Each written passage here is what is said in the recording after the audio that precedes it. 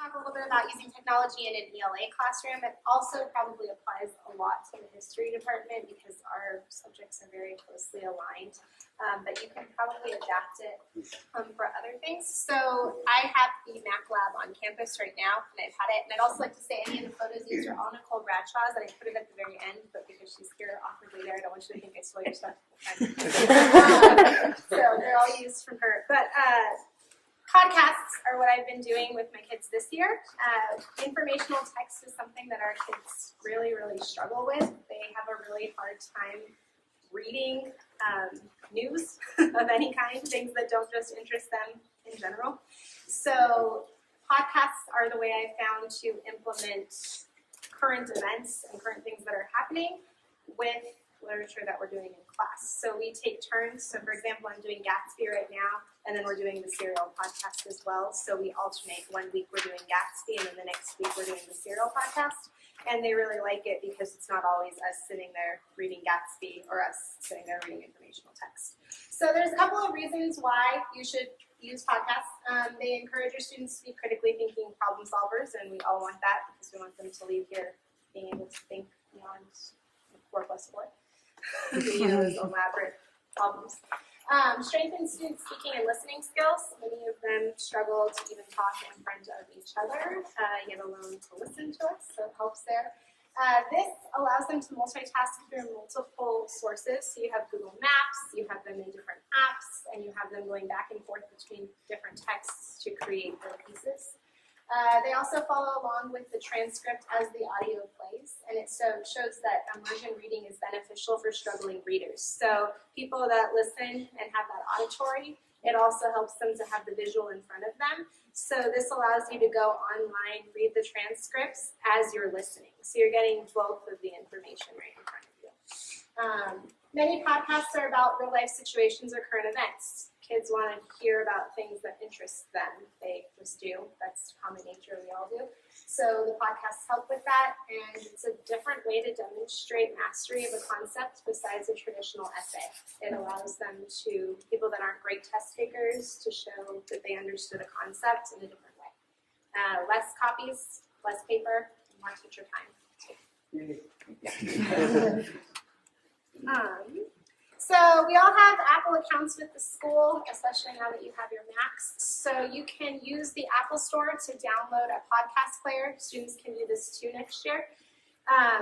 They can also Google most podcasts, and students can stream them online for free. So it doesn't cost any money whatsoever. All Apple phones also come with a free podcast app, which allows students to listen to the podcast from anywhere at any time. So if you listen to Serial episode 1 that day in class, kids can still listen to Serial episode 1 at home and get that same thing if they've been absent. Podcast websites, well, I use Serial in This American Life, so I can't speak for all of them, but they have transcripts of their podcast conversations, so like I said, the students can listen as they read. So what is Serial? Some of you are probably, what the heck? Serial is, it's a different program. They have different seasons. They have season 1, season 2, and season 3, and each season follows along with a story. So in this particular one, it's about, and they're all true stories. It's a high school senior named Heyman Lee. She disappears one day after school in 1999 in Baltimore County, Maryland. A month later, her body was found in a city park. She'd been strangled, and her 17-year-old ex-boyfriend, Adnan Syed, was arrested for the crime, and within a year, he was sentenced to life in prison. The case against him was largely based on the story of one witness, Adnan's friend Jay, who testified that he'd helped Adnan bury Hayes' body. But Adnan has always maintained he had nothing to do with Hayes' death. Some people believe he's telling the truth, many others don't. Sarah Cohen sorted through thousands of documents, listened to trial testimony and police interrogations, talked to everyone she could find who remembered what happened between Adnan Syed and Heyman Lee. She discovered that the trial covered up a far more complicated story than the jury or the public ever got to hear. The high school scene, the shifting statements to police, the prejudices, the sketchy alibis, the scant forensic evidence, all of it leads back to the most basic questions. How can you know a person's character? How can you tell what they're capable of? In season 1 of Serial, she looks for those answers, and then the students do as well. So as they're listening to these things, they have to hear multiple perspectives, and then they have to, using the evidence that's presented to them, determine who they believe and who they don't believe. Like I said, it is all real, true stories, and they follow the case all the way through. So Adnan is still locked up in jail now, but they're re-going through his trial because of Serial, and then there's news articles about that you can pull into class as well. And it's completely addictive.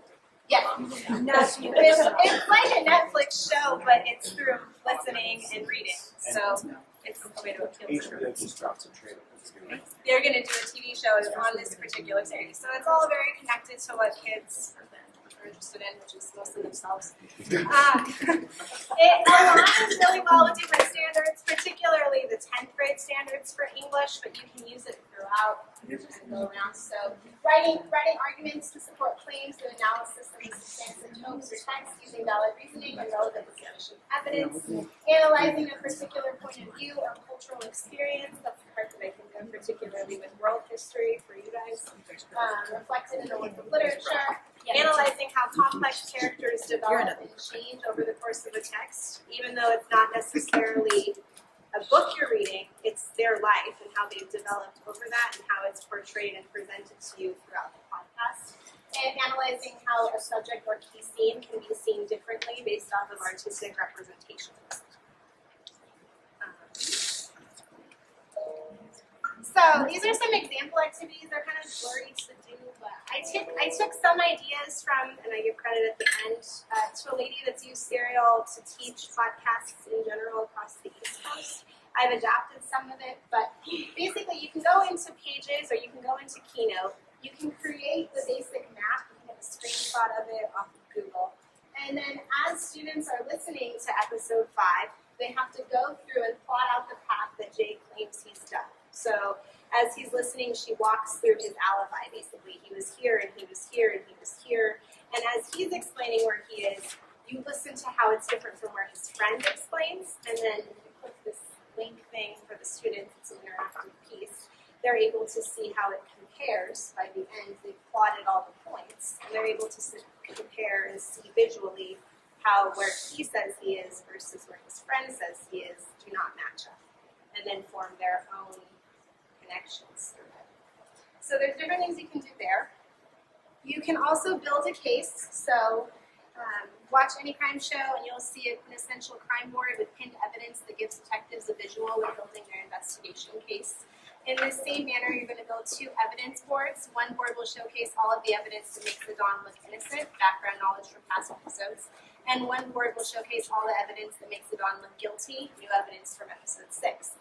So you can get a blank, like anywhere on Google, a blank board like that, and then they can literally go and find and search for images and using the knowledge that they've learned from those other episodes, build a case for how he's innocent and build a case for how he's guilty, which is the hardest thing for kids to do, right? To see both perspectives, and it makes them have to do that, and it gives them a chance to do it visually and not just with long essays.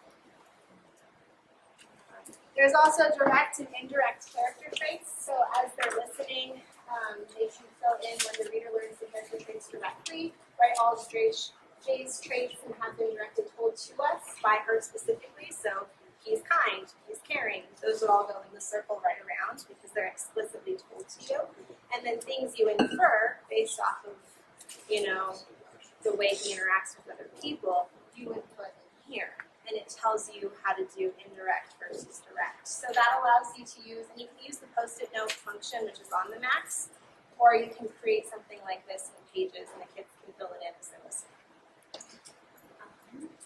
And then there's another one. This one is specifically for English. So as you listen to episode 3, you're going to make a visual representation of how literary nonfiction blends nonfiction and fiction elements. By either hand drawing or inserting images, you're going to create a visual of where Kate's body was found. This visual will be both factual and literary.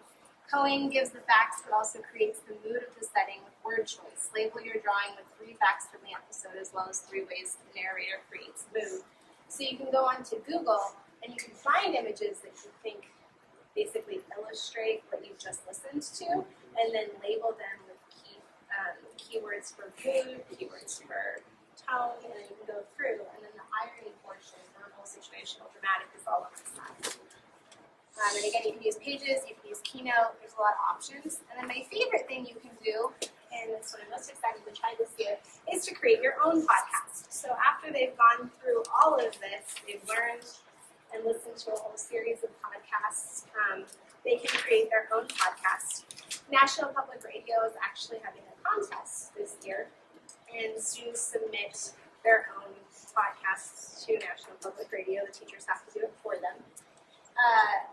They analyze the podcast in depth. They'll work with a partner to create their own current podcasts following the NPR Student Podcast Challenge guidelines. Students must incorporate interviews with other people not in the class to support their discussion or topic. So it teaches them how to find resources to support the evidence that they're saying is valid and true.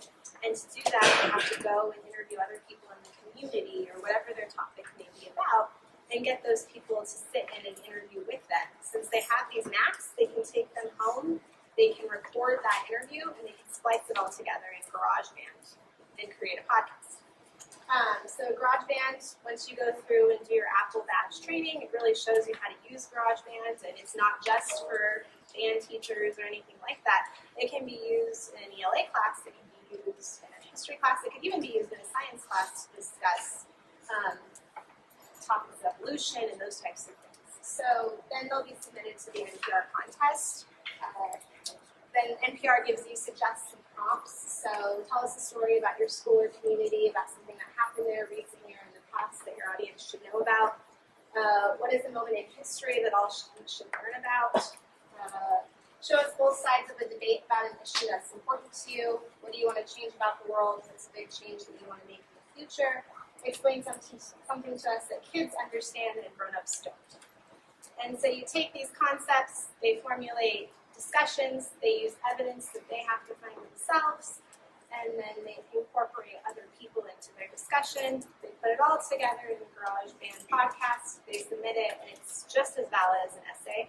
It has evidence, it has everything that you're looking for. It's just a different way to demonstrate mastery.